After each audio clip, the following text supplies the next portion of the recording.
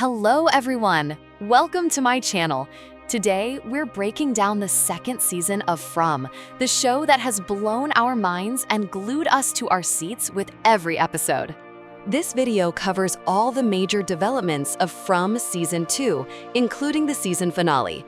If you haven't watched the season yet, you're proceeding at your own risk. Now sit back and let's take a look together at what happened in that mysterious town.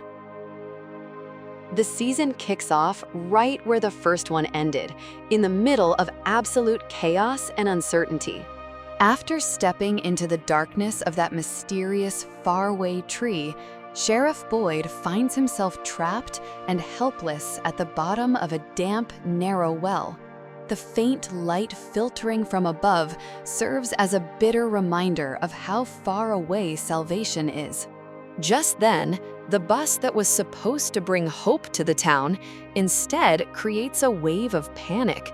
One of the new faces, Elgin, has a violent seizure, as if he'd already sensed the town's curse. His screams and convulsions cause the bus to come to a screeching halt in front of the town's diner. This unexpected stop plants seeds of fear in the hearts of both the townspeople and the newcomers. At the same time, all hell was breaking loose in other corners of the town. The makeshift radio tower, Jim and Jade's hope of contacting the outside world, had been reduced to a metal wreck, a victim of a violent storm. Elsewhere, Tabitha and Victor found themselves underground after the foundation of the Matthews house collapsed. They were in the terrifying, labyrinthine tunnels where those horrifying creatures sleep during the day. The growls of the sleeping monsters around them turned every step they took into torture. Above ground, Jim, thinking his wife was buried under the rubble, was frantically begging the newcomers for help. But right at that moment, in the midst of their rescue efforts, the rest of the house collapses with a terrible roar, trapping Jim, Tom, Randall, and a few other unfortunate souls under tons of debris. And of course, the town's greatest nightmare approaches, painting the horizon with shades of orange and blood red. The sun is setting. Donna, faced with the indifference and skepticism of the newcomers, desperately tries to explain that they need to get inside to survive. She pleads, she shouts, and finally, she's forced to pull her gun to get them into a safe place. But as always, there are those who refuse to listen, who refuse to believe in the reality of this nightmare. For them, the darkness of the night meant a painful end, where no one would hear their screams, no matter how loud. That night, the town was once again watered with fresh blood, and new names were added to the list of the lost. While this bloody night unfolds, Boyd meets a mysterious man named Martin at the bottom of the well. He's skin and bones, chained to the wall with rusty shackles. Martin throws Boyd a rope to save him, but in return, he asks Boyd to end his life. This strange man knows the deepest fears and thoughts of Boyd's late wife Abby, speaking as if he could read his mind. And then, the terrifying moment arrives. Martin touches Boyd, passing the worms from his blood, which crawl under his skin, onto him. After saying, "My blood is your blood now," his lifeless body is left dangling from the chains. When Boyd escapes with the flickering light of a torch he finds, he discovers himself among ancient stone ruins deep in the forest, a place he has never seen before. Meanwhile, Tabitha and Victor narrowly escape their deadly slumber in the tunnels and take refuge in the bed of a nearby pickup truck. There, in that cramped and dark space, Victor whispers a huge secret he's kept for years. He confesses that the mysterious boy in white we constantly see is actually his friend. Shortly after, Boyd finds them, and the three of them spend a terrifying night together inside that metal box, with the footsteps and howls of the creatures outside. As the first rays of sun hit the town, people were trying to clean up the wreckage left by the night's horror. But for Boyd, the real nightmare was just beginning.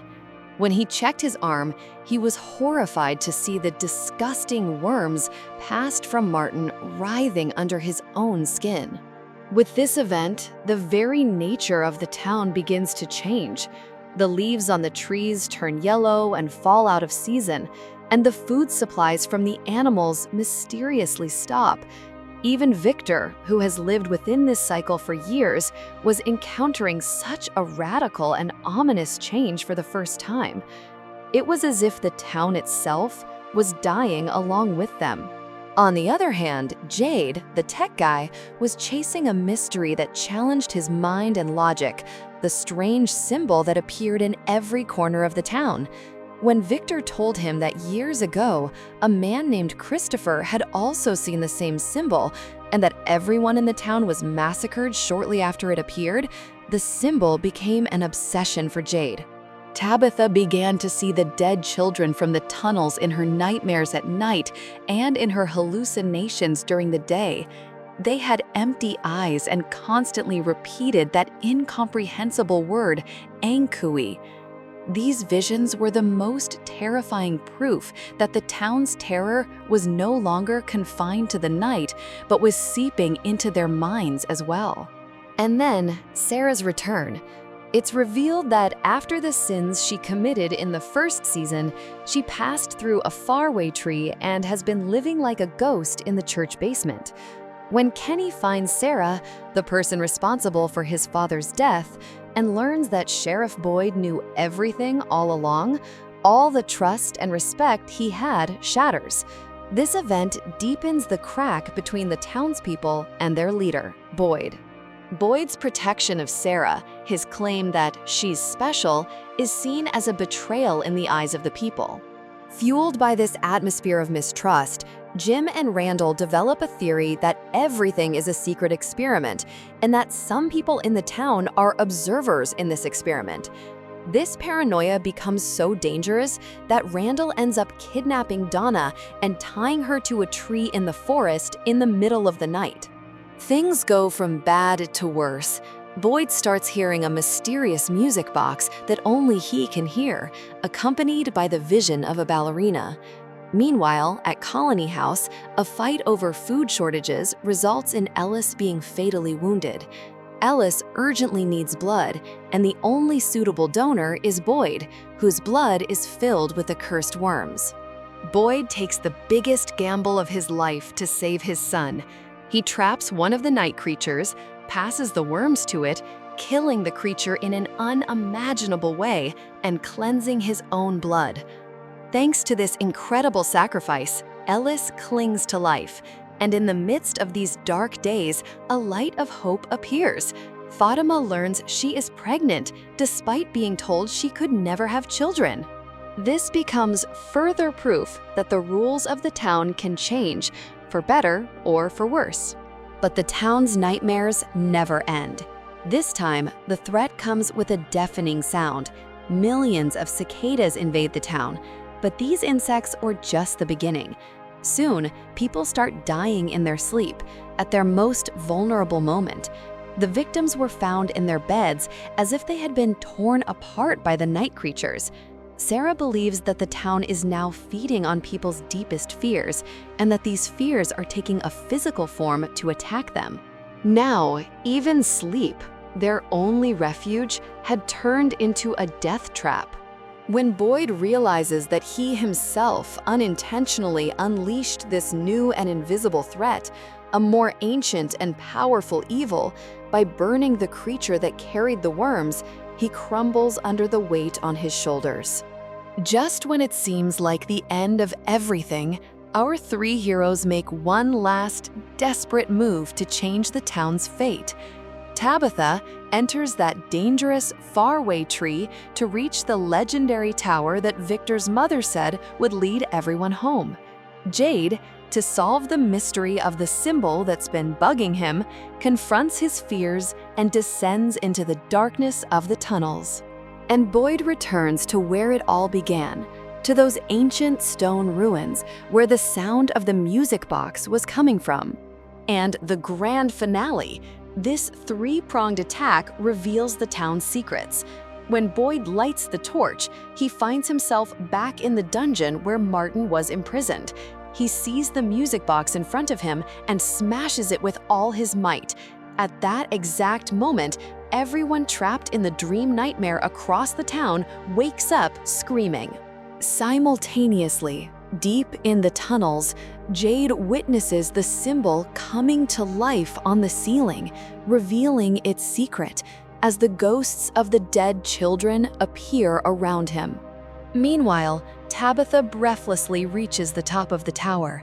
Just as she's so close to salvation, that familiar silhouette appears before her.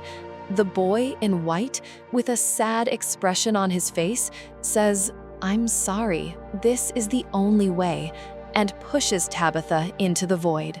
And the final scene, when we open our eyes, we find Tabitha waking up in a hospital bed in the sterile white of a hospital room. A nurse calmly explains that they found her 3 days ago on the side of a hiking trail in the woods. Tabitha had escaped from that nightmarish, unbelievable town, or at least it seemed so for now. So what happened to the questions left in our minds at the end of Season 2? Was Tabitha's escape real? What became of the people in the town? We learned the answers to these questions and more in the 3rd season. While we wait for the 4th season, you can find a recap of the 3rd season in my next video. Thanks for watching. If you enjoyed this detailed analysis, don't forget to subscribe to my channel and turn on notifications. See you in the next video. Take care.